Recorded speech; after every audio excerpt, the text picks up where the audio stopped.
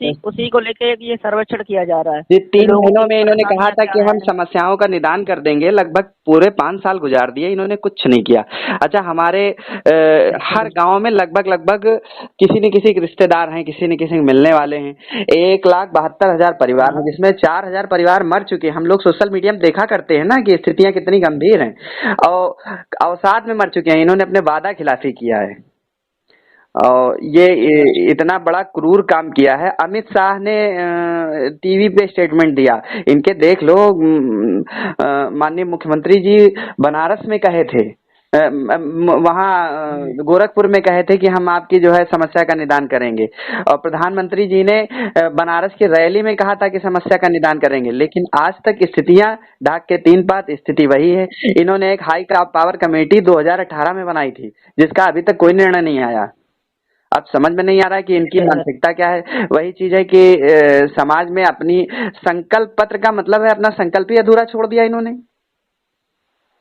हाँ सर, मतलब आपने 4-5 साल गुजार दिए, अभी तक इन्होंने कोविड में कहा था कि जितने कर्मचारी खत्म हुए हैं सबको हम जो है एक उनके परिवार को नौकरी देंगे और पैसे देंगे। अब कोविड में जो नियमित कर्मचारी खत्म हुआ उसको तो आपने नौकरी दे दिया, लेकिन जो अनियमित कर्मचारी था, अनुदेशक था, रसोइया था, शिक्षा मित्र था, इसको आपने नौकरी नहीं दिया। क्या 1,500 रुपए पाने वाली रसोइया है, अगर खत्म हो गई है, उसके परिवार में कोई कमाने वाला नहीं बचा है, तुमने उसे मान लो पैसे दे दिए, पैसे का बंटवारा हो जाता, उसे आप 1,500 की नौकरी दे देते, तो इसमें कौन सी बुराई थी।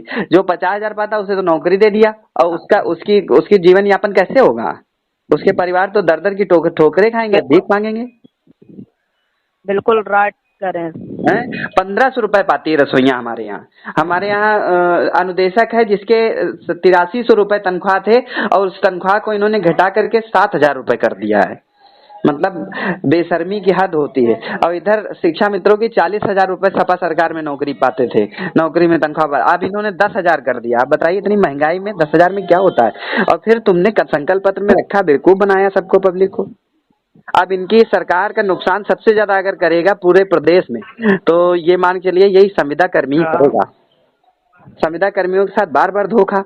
इधर आंगनबाड़ी कार्यकर्ती हैं, लगातार आंदोलन भी तो चल रहे हैं। इधर आंगनबाड़ी कार्यकर्ती हैं, उनको भी बताया था नियमित कर देंगे, लेकिन आज तक कुछ नहीं किया। सर मैं आपको बता दूं, इसी बारे में ये सर्वे हो रहा है सर। कुछ लोग हैं वो डर जाते हैं, नहीं बताते कि ये फोन पे सर्वे हो रहा ना, कुछ है। डरने वाली क्या बात है। सुनिए, एक बात और बता दें, 28 तारीख को हमारा लोगों का धरना भी लगा हुआ है। ये सरकार के खिलाफ अब आंदोलन फूंक दिया गया है कि सारे कर्मचारी इनसे नाराज हैं। पुरानी पेंशन ये लेते हैं, पुरानी पेंशन जितने मुख्यमंत्री, प्रधानमंत्री, नेता, विधायक सब हैं, सब लेते हैं। कर्मचारी 60 साल तक ड्यूटी करता है, उसको तुम नई पेंशन दे रहे हो। अरे इतनी अच्छी है तो तुम भी ले लो, क्या बुराई है। ये आप बता देना कि कर्मचारी सरकार बनाता, कर्मचारी सरकार बिगाड़ता है। हमारे परिवार में ज्यादातर लोग कर्मचारी हैं, और स्थिति है सबसे ज्यादा तो इन्होंने शिक्षा मित्रों को तो बिल्कुल बेवकूफ बना दिया। पूरे 5 साल में इन्होंने कुछ नहीं किया, कुछ नहीं किया। लगातार इनके पुराने ऑडियोज देख लो, पुराने ऑडियो देख लो। माननीय मुख्यमंत्री जी के जब ये मुख्यमंत्री बने थे तो हम लोगों को इतना अच्छा लगा था कि ये कुछ करेंगे, लेकिन जीतने के बाद इन्होंने कुछ नहीं, ध्यान ही नहीं दिया बिल्कुल। लगातार जो है सालों तक धरना चला, प्रदर्शन हुआ, कुछ आज तक की लोकतंत्र में ये सबका अधिकार है कि अपनी बात को रखने का। एक धरना प्रदर्शन के माध्यम से बात रखता है, उसकी बात सुनी जाती है, तो सुनते ही नहीं। अब आप बताइए, 2018 में इनकी कमेटी बनी थी, आज तक उसका निर्णय नहीं आया। अब कमेटी खेलने का ये तो बहुत मतलब, अब अनपढ़ आदमी है, उसको समझाएं। 2018 से लेके अब तक की आपने कमेटी ही बना, माननीय उप मुख्यमंत्री दिनेश शर्मा की अध्यक्षता में बनी थी। अब आप बताइए कि इतना बड़ा फैसला लेना था, जिसको फैसला लेने में इनको लगभग 4 साल गुजर गए, अभी तक नहीं ले पाए हैं। क्या कमेटी में क्या निर्णय आया आज तक पता ही नहीं चला।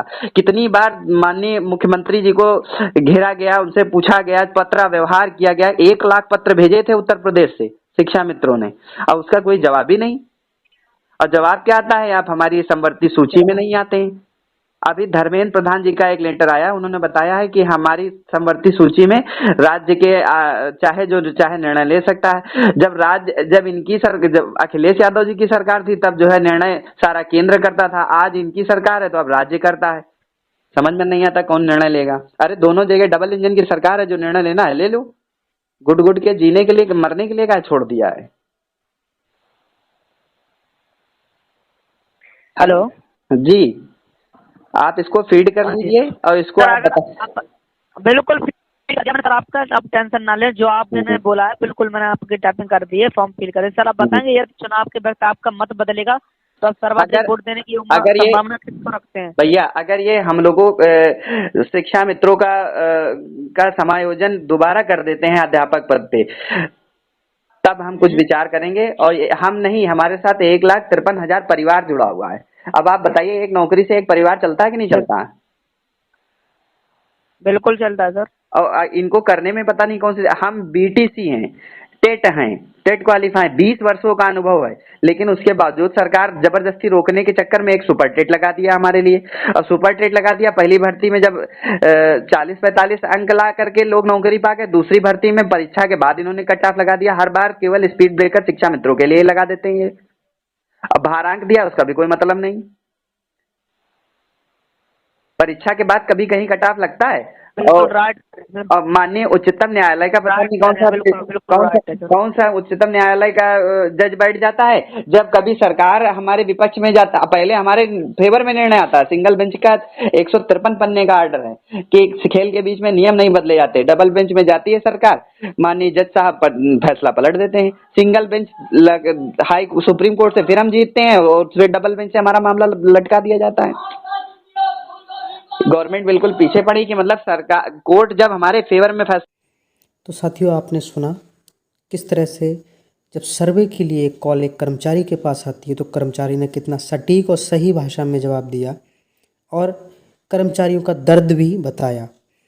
यदि आपके पास सर्वे के लिए कोई भी कॉल आती है तो अपनी पूरी समस्याएं बताएं, क्योंकि इस समय पूरे प्रदेश भर का कर्मचारी सरकार के समक्ष धरना प्रदर्शन कर रहा है, लेकिन सरकार कर्मचारियों की बातों को मानने को तैयार नहीं है। कर्मचारियों के धरने को कुचल दिया जा रहा है। इसलिए सभी लोग एकजुट रहें। खासतौर पर शिक्षा मित्रों को सरकार लगातार शोषण कर रही है, गुमराह कर रही है। 5,000 से ज़्यादा शिक्षा मित्र आज समय ही काल की गाल में समा चुके हैं, लेकिन उनकी मांगों को नहीं माना जा रहा है। संकल्प पत्र में शिक्षा मित्रों को शामिल किया गया था और अब तक शिक्षा मित्रों की समस्या का समाधान नहीं हुआ है। इसलिए अपनी आवाज़ को लगातार उठाते रहें, जागरूक रहें। हमारे चैनल का सबसे पहले नोटिफिकेशन पाने के लिए सब्सक्राइब करें और बेल आइकन को दबाना ना भूलें, ताकि सबसे पहले आपको हमारे चैनल की वीडियो का नोटिफिकेशन प्राप्त हो।